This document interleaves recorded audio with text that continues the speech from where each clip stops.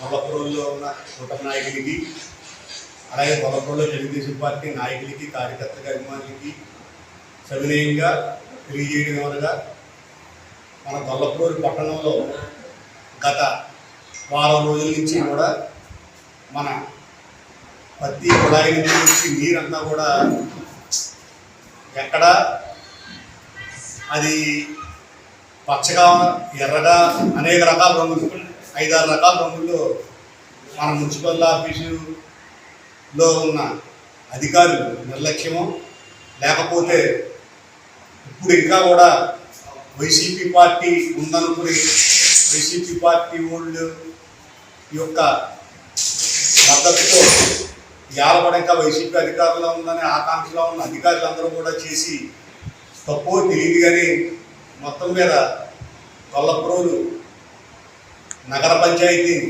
అప్రతిష్ట పాలు చేయాలనే ఒక ఉద్దేశంతో ఇది చేస్తున్నట్టు కనపడుతుంది. ప్రతి ఒక్కడూ కూడా ఇదేదో మన సొంత లబ్ధి కోసమని కాదు. ఈ రొంగొచ్చి నీళ్లు తాగినంటే మీకు జబ్బు రాదు. 10 రోజులు పట్టచ్చు, 15 రోజులు పట్టచ్చు, 20 రోజులు పట్టచ్చు. పచ్చకాములు, డెంగ్యూ, మలేరియా, రకరకాల వ్యాధులు రావడానికి గొల్లపురం పట్టణంలో సిద్ధంగా ఉన్నాయి. నేను ఇది మనసు బాధతో చెప్తున్నాను. ఒక కూటమి పార్టీ ఇక్కడ అధికారంలో ఉంది. పవన్ కళ్యాణ్ గారి లాంటి డిప్యూటీ సీఎం నియోజకవర్గం అయి ఉంది. అలాగే వర్మ గారు ఇన్ఛార్జి కింద తెలుగుదేశం పార్టీ ఇన్ఛార్జి కింద ఉంది. మర్రెడ్డి శ్రీనివాస్ గారు జనసేన నుంచి ఇన్ఛార్జి కింద ఉంది. మన ఇంతమంది కూటమి నాయకులందరూ కలిసి మనం ఈ మున్సిపాలిటీని ప్రక్షాళన చేయకపోతే ఇది రిక్వెస్ట్ అంతే. ఇది చాలా తప్పు సంకేతం వెళ్తుంది మన పార్టీ మీద, అలాగే మన నాయకుల మీద కూడా. దీన్ని మనం ముందుగా పట్టుకుని దీన్ని ప్రక్షాళన చేయించకపోతే వాళ్ళే చేస్తారని మనమే చేస్తారని ఆలోచన చేస్తే మాత్రం ఇది తప్పుగా వెళ్తుంది. ఈవేళ ఇది ప్రక్షాళనే కాకుండా మున్సిపాలిటీ ప్రక్షాళన జరగాలి. మన మున్సిపాలిటీలో గత వైసీపీ యొక్క మరకలు ఇంకా పోలేదు ఎక్కడా కూడా. ఇలా చాలా బాధతో, ఆవేదనతో మన పార్టీ యొక్క పరువు బాగూడదని నేను ఈవేళ చెప్తున్నాను. ఈవేళ ఇంకా వైసీపీ రాజ్యం నడుపుతుంది మన మున్సిపాలిటీలో. పవన్ కళ్యాణ్ గారు, చంద్రబాబు నాయుడు గారు, మన పవన్ కళ్యాణ్ గారు కలిపి, మన ఇన్ఛార్జ్ వర్మ గారు కలిపి ₹1 కోటి నిధులు తెస్తే ఆ ₹1 కోటి నిధులు కూడా రోడ్లు పెడితే జనాలకు ఉపయోగపడి వర్కులు కూడా వైసీపీ వాళ్ళు ఆపగలిగారంటే ఇంకా మన పార్టీ, మన కూటమి మనం ఎందుకున్నట్టు అన్నది కూడా మనం తెలియజేసుకోవాలి. అంతేకాకుండా ఈవేళ మనం నగర పంచాయతీ అయ్యి మన పంచాయతీలు అప్పుడే ఇద్దరు చైర్మన్ చేస్తుండగా కూడా ఈవేళ మనకి శానిటరీ ఇన్స్పెక్టర్ ఉండి హెల్త్ అసిస్టెంట్ శానిటేషన్ చేయడు. శానిటరీ ఇన్స్పెక్టర్కి జీతం మామూలుగా ఇచ్చేసి ఆ కూర్చోబెడతారు ఆఫీస్లో.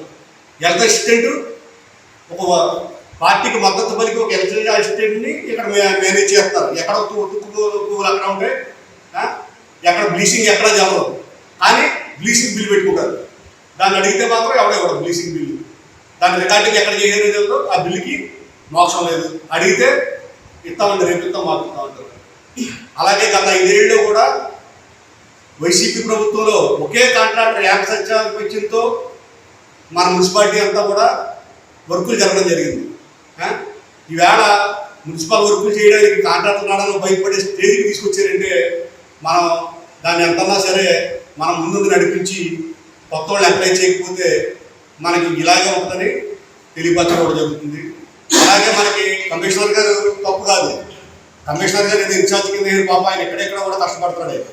ఇన్ఛార్జ్ ఇవ్వాలని అవసరమే ఉంది. ఒక డిప్యూటీ సీఎం గారు జనసేన నాయకత్వం ఉంది, దాంట్లో ఇన్ఛార్జ్ కమిషనర్ పేరు కోసం మనకి కమిషనర్ లేకపోతే ఒక మేజర్ పంచాయతీకి ఇక్కడ ఎలా జరుగుతుంది?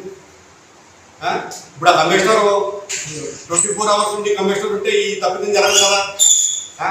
ఏఈ గారిని అడిగితే ఏఈ గారు మాట్లాడరు, ఇదో ట్యాంకర్తో పంపుతున్నామండి రెగ్యులర్ అంటే జనానికి నీళ్ళు ఆపేసి ఒక ట్యాంకర్తో తోలి ఒక ట్యాంకర్లకి లబ్ధి చేకూరేలేదు.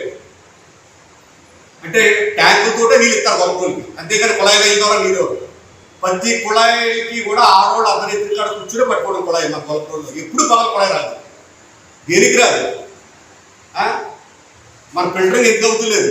6 నెలల్లో కానీ 3 నెలలకు వస్తారు కానీ నిధులు పెడుతున్నారు ఫిల్టర్ చేయడానికి. ఫిల్టర్ పెట్టడం మీద నీళ్ళు ఎందుకు చేస్తలేదు?